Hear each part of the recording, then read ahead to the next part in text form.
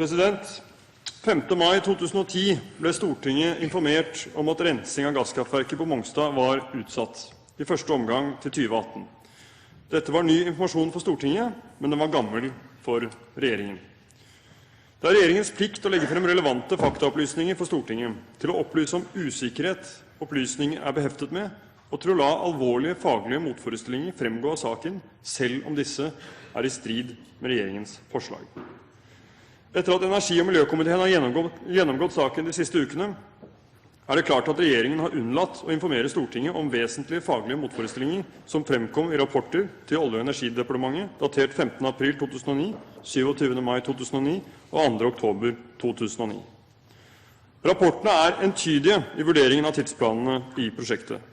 Det fremkommer av samtlige rapporter at målet om å rense Mongstad i 2014 er lite realistisk. Denne vurderingen og anbefalingen er like tydelig, om ikke tydeligere, i rapporten datert 15. april 2009, den såkalte samkjøringsrapporten, som i de senere rapportene. I samkjøringsrapporten fremgår det at hurtig realisering av renseprosjektet først er mulig innen 2015-2016. Men det påpekes samtidig at en hurtig realisering vil øke prosjektrisikoen, øke kostnadene og begrense teknologiutviklingseffekten. Dette vil være i konflikt med de forutsetningene Stortinget har lagt til grunn for renseprosjektet. Det vil også være meget begrenset læringseffekt fra testsenteret på Mongstad. Det fremgår altså klart av rapporten at det vil være beheftet med stor risiko å velge hurtig rensing, en modell som heller ikke kan realiseres innen 2014, slik statsråden hevdet overfor Stortinget. Rapporten viser også at helserisikoen ved aminutslipp vil være tidskritisk for prosjektet, og at den per 15. april 2009 er uavklart. Normalt kreves det 3 år med grunnforskning å avklare kreftfare for denne typen utslipp. Statoil og Gassnova anslår at dette kan gjøres på 2 år. Det fremgår også at teknologikvalifiseringsprosessen vil ta mellom 6 og 7,5 år, regnet fra oktober 2009. Dette er en vesentlig opplysning i forhold til regjeringens tidsplan om rensing i 2014. Ettersom en aggressiv tidsplan, definert som realisering i 2015-2016, vil være vanskelig å medføre betydelige ulemper og økt risiko, er det også redegjort for alternative tidsløp, der ferdigstillelse enten vil være mellom 2017 og 2020, eller etter 2020.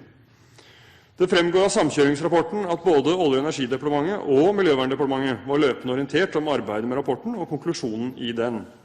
Dette strider klart mot det inntrykket miljøvernministeren ga i komiteens høring om saken. Høyre mener det er åpenbart at de faktaopplysninger og vurderinger som fremkommer i samkjøringsrapporten er alvorlige faglige motforestillinger som Stortinget burde ha vært informert om, og finner det sterkt kritikkverdig at så ikke skjedde. I stedet for å opplyse Stortinget om den betydelige usikkerhet som heftet ved regjeringens løfte om rensing innen 2014, valgte statsråd Terje Riis-Johansen å stå fast på 2014-målet under debatten om testsenteret på Mongstad 7. mai 2009, bare 3 uker etter at han ble presentert for samkjøringsrapporten. Statsråden hadde denne informasjonen under debatten. Stortinget hadde den ikke. Tvert imot.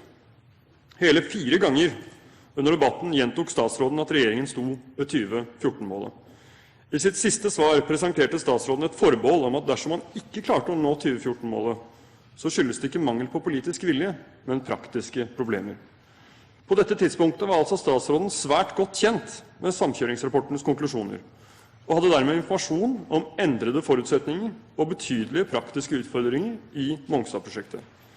Likevel valgte han å holde informasjonen unna Stortinget. Høyre mener dette er sterkt kritikkverdig. Under debatten 7. mai ble det også reist spørsmål om forsinkelsene i byggingen av testsenteret ville medføre forsinkelser i realiseringen av fullskala rensing av Mongstad. På dette tidspunktet var det kjent at testsenteret ville bli forsinket i 2 år, til tross for at statsministeren understreket flere ganger i spørretimen 5. mai i år at testsenteret er i rute. Det er det altså ikke.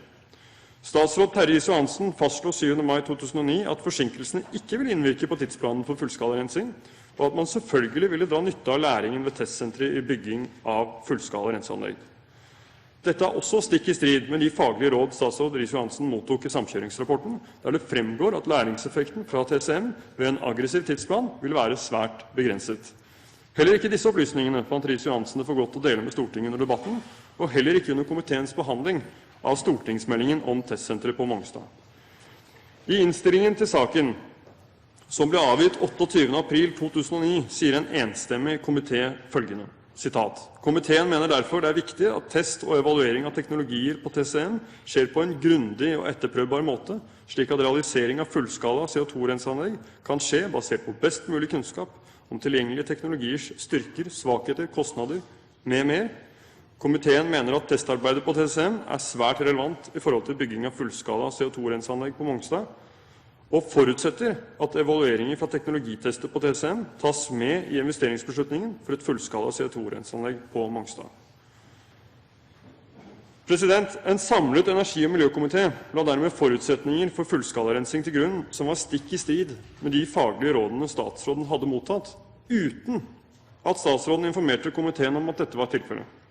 Høyre finner dette sterkt kritikkverdig. I Gassnovas rapport datert 27. mai understrekes poenget med manglende erfaringsgrunnlag for testsenteret. Fullskala renseanlegg må bygges med liten eller ingen TCM-erfaring. Statsråden har likevel rett når han under høringen påpeker at noe læring fra TCM vil det uansett være. Men han kommer ikke utenom at de faglige anbefalingene er klart i strid med komiteens forutsetninger. I Gassnovas rapport av 27. mai heter det at det vil være mulig å rense en gassturbin innen 2014-2015. I statsrådens svarbrev til komiteen datert 1. juni 2010 presiseres det imidlertid at forutsetningen er at investeringsbeslutningen fremskyndes til 2011. Det innebærer at helserisikoen ved aminutslipp trolig ikke er tilstrekkelig kartlagt før man setter i gang, men det innebærer også nok en bekreftelse på at byggetid på 2 år fra investeringsbeslutning fattes er urealistisk.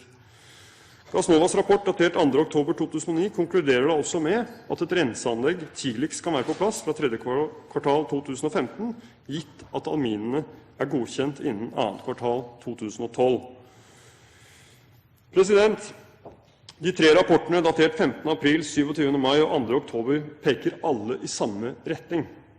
Det er vanskelig å trekke andre konklusjoner enn at fullskala rensing i 2014 er urealistisk. I stedet for å informere Stortinget i forbindelse med behandlingen av stortingsmeldingen om testsenteret eller statsbudsjettet for 2010, valgte regjeringen å holde tilbake denne informasjonen om Norges største industri- og klimaprosjekt i nyere tid, et prosjekt som regjeringen har investert betydelig politisk prestisje i. Det ble ikke informert om at forutsetningene for prosjektet var kraftig endret, i strid med Stortingets forutsetninger, selv om statsråden var informert om dette allerede i april 2009. Det ble ikke informert om usikkerheten som heftet ved regjeringens løfte om rensing i 2014. Det ble ikke informert om den betydelige helserisikoen som fagmiljøene knytter til utslipp av aminer til luft, og som må avklares før et fullskala renseanlegg kan bygges. Dette er ikke interne politiske overveielser som det kan forsvares å holde tilbake for Stortinget. Dette er faglige opplysninger som Stortinget behøver for å kunne føre kontroll med regjeringen og fatte vedtak på korrekt grunnlag. Statsråden skriver i et brev til Høyres og Venstres stortingsgrupper datert 17. juni 2010 at, sitat, etter hvert som planleggings- og forberedelsesarbeidet med fullskala CO2-fangst på Mongstad har frembrakt ny informasjon, er det på ordinær måte lagt frem opplysninger for Stortinget som regjeringen vurderer som viktige for behandling av saken. Sitat slutt. Det burde være unødvendig å minne statsråden om at det ikke er regjeringen som vurderer hvilken informasjon Stortinget behøver for å behandle saken, men Stortinget selv som vurderer hvilken informasjon som er relevant når den kjenner alle fakta og relevante omstendigheter. I det nevnte brevet viser statsråd Terje Riis-Johansen ingen tegn til selvkritikk for sin håndtering av saken. Statsråden synes å være tilfreds med måten han forvalter opplysningsplikten overfor Stortinget, og han vil fortsette å tolke opplysningsplikten slik han har gjort i denne saken. Høyre konstaterer at statsråden har brutt opplysningsplikten overfor Stortinget, og at statsråden ikke fremviser noen som helst evne eller vilje til å ta alvoret i saken innover seg.